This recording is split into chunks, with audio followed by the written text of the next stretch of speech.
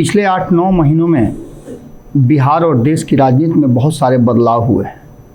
इन बदलावों को कहीं ना कहीं अब राजनीतिक दल के जो चलाने वाले लोग हैं, जो नेता हैं और जिनके हाथ में बागडोर है राजनीतिक दलों की, वो अपनी तैयारियां 2024 और 25 के लिए बिहार में करने लगे हैं। अन्य कई राज्यों में चुनाव हैं और उन चुनावों के लेकर के भी एक नई स्ट्रेटजी बनाई जा रही है। नीतीश कुमार ने उसके लिए रखा है जो मास्टर प्लान, वो मास्टर प्लान सबको पहुंचा दी गई है। लेकिन इन सबसे अलग तेजस्वी यादव एक बार फिर से अपने पुराने फॉर्म में लौटने लगे हैं और इस फॉर्म में लौटने के कारण भाजपा की जो बेचैनी बढ़ी है वो जग जाहिर है। भारतीय जनता पार्टी को लगता है ऐसा कि नीतीश कुमार और तेजस्वी यादव के साथ आने से उसे परेशानी का सामना करना पड़ेगा और ये लगातार भारतीय जनता पार्टी पर आरोप भी लगता है कि वो अपने विरोधियों को ख़त्म करने, समाप्त करने या फिर अपने लिए ये मजबूर करना कि वो उनके साथ आ जाएं, सिलसिला चलता रहता है। भारतीय जनता पार्टी कहती भी है कि एक चुनाव से दूसरे चुनाव तक की वो तैयारी में साल के 365 दिन लगे रहते हैं। तो इन सब चीज़ों को अगर एक पलड़े पर रखा जाए और एक पलड़े पर बिहार को रखा जाए तो बिहार का अभी भी वजन जो है ज़्यादा है। इसके लिए भारतीय जनता पार्टी को अलग अलग तरह से ला करके और चीज़ों को रख करके भार बराबर करने की तैयारी चल रही है। इन सारी बातों में भारतीय जनता पार्टी और भी जो कुछ कर रही है, जो सामने से नज़र आ रहा है, उसको और ज़्यादा उजागर उनके विरोधी करते आ रहे हैं। तेजस्वी यादव ने एक बार फिर से एक्शन ले लिया है। लगातार वो चुप्पी साधे हुए थे, बोल नहीं रहे थे, लेकिन नीतीश कुमार के दिल्ली से लौटने के बाद और उनके एक्ट में पूरी तरह से शामिल होने के बाद तेजस्वी यादव एक बार फिर से अपनी पूरी ऊर्जा के साथ सामने दिखाई देने लगे हैं। हालांकि इस बार के चुनाव में जो अंदेशा लग रहा है और जिस तरह की चीज़ें सामने आ रही हैं उसमें जातीय फैक्टर बहुत बड़ा होगा और यही बेस बनेगा चुनाव का। एक तरफ जहां जातीय गणना की बात की जा रही है बिहार में, उसको लेकर के केंद्र को भी दबाव बनाया जा रहा है कि आप भी कीजिए, तो दूसरी तरफ अलग अलग जातियों की गोलबंदी कराई जा रही है। हमने आपको खबरों में बताया था कि राजपूतों को अपने पाले में करने के लिए एक बड़ा फैसला नीतीश कुमार ने ले लिया है। 1-2 दिन में आपको उसका असर देखने को मिलेगा। इसके पीछे के डील भी हमने आपको बता दी है। नहीं, अगर आपको मालूम है या नहीं देखा है आपने तो पीछे जा कर के देख सकते हैं। लेकिन अब जो चर्चा हम करने जा रहे हैं उसमें सबसे बड़ा है एक और वोट बैंक, जिस पर एक तरफ जहां भारतीय जनता पार्टी अपना समझ रही है, हालांकि अभी उस वोट बैंक पर 6-5 की स्थिति चल रही है, लेकिन जनता दल यूनाइटेड और राष्ट्रीय जनता दल इस वोट बैंक को अपने कब्जे में करने के लिए लगातार तैयारी शुरू कर रही है। एक तरफ जहां आपको पता है कि नीतीश कुमार के सबसे करीबी नेता अशोक चौधरी भीम चौपाल लगा करके शेड्यूल कास्ट के लोगों को एकजुट करने की कोशिश कर रहे हैं, दलित महादलित को अपने पाले में लाने की कोशिश कर रहे हैं, उन्हें यह एहसास कराने की कोशिश कर रहे हैं कि नीतीश कुमार के शासन में ही उन्हें बेहतर सुविधा मिल सकेगी और इसमें वो कितने सफल होते हैं वो तो 2024 के चुनाव में पता चलेगा। लेकिन उनके बाद तुरंत इस काम को राष्ट्रीय जनता दल ने भी शुरू कर दिया है। राष्ट्रीय जनता दल का जो दलित विंग है वो इस मामले को लेकर के काफ़ी कहा जा रहा है कि एग्रेसिव भी है और इन सारी चीज़ों को देख भी रहा है। 3 दिवसीय जो परिचर्चा चली, जिसमें अंबेडकर परिचर्चा को लेकर के मंथन हुआ, उस समाज के लोगों को और बाबा साहेब अंबेडकर ने जो संविधान लिखा था, जो चीज़ें रखी थी, उनकी चर्चा के बाद अंतिम दिन तेजस्वी यादव आए और उन्होंने उस 3 दिवसीय कार्यक्रम को संबोधित किया।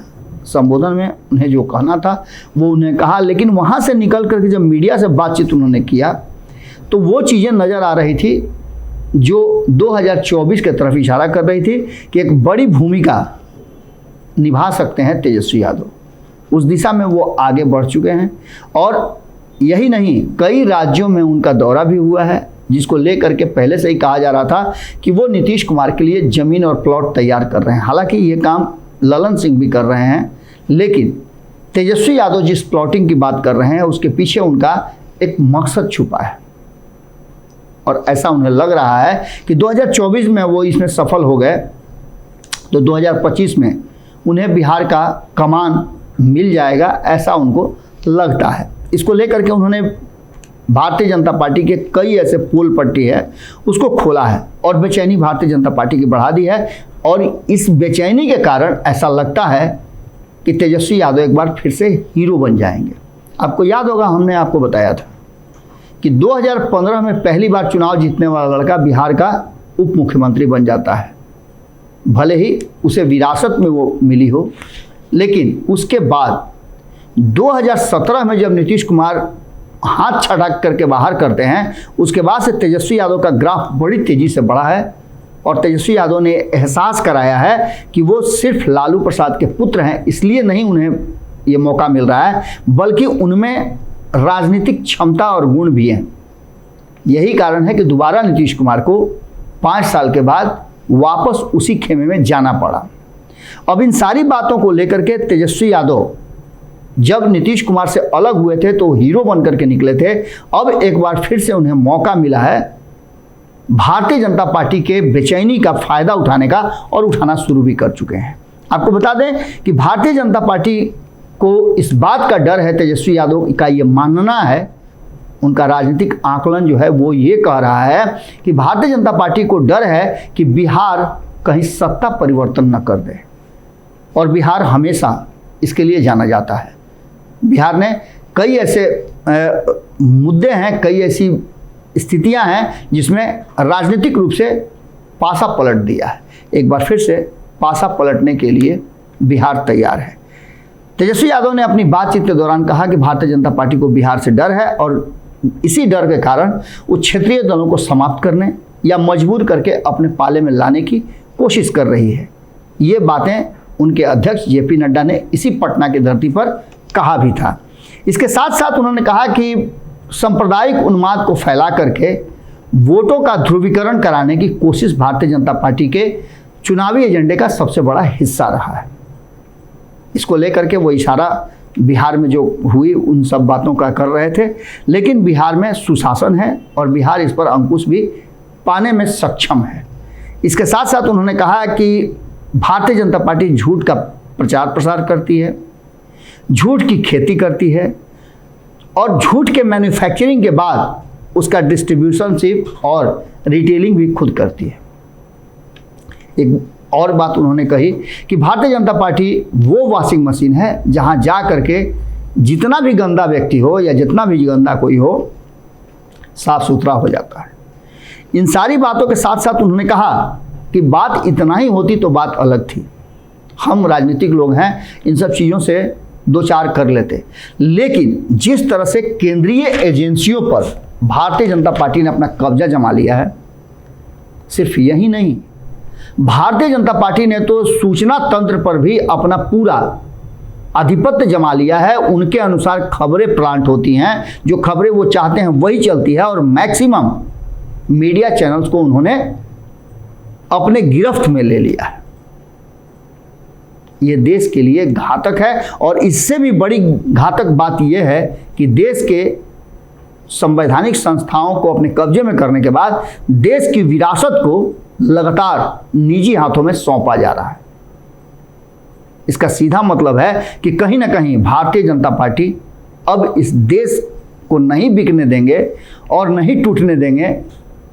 कहने वाले नरेंद्र मोदी पूरी तरह से अपने बयान से पलट गए हैं, और ऐसी स्थिति में देश की जनता को, बिहार की जनता को फैसला लेना होगा।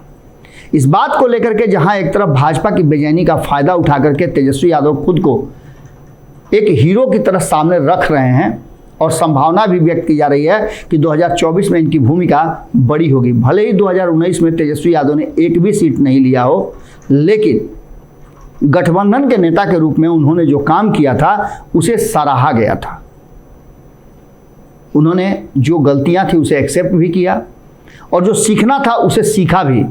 जो टाइट होना था वहाँ टाइट भी हुए। और इन सारी बातों को लेकर के अब तेजस्वी यादव एक बार फिर से सामने आ गए हैं। उन्होंने कहा कि इतिहास और ऐतिहासिक विरासत को ख़त्म करने की जो कोशिश की जा रही है उसको हम होने नहीं देंगे और इसके लिए देश की और बिहार की जनता का हमें साथ चाहिए।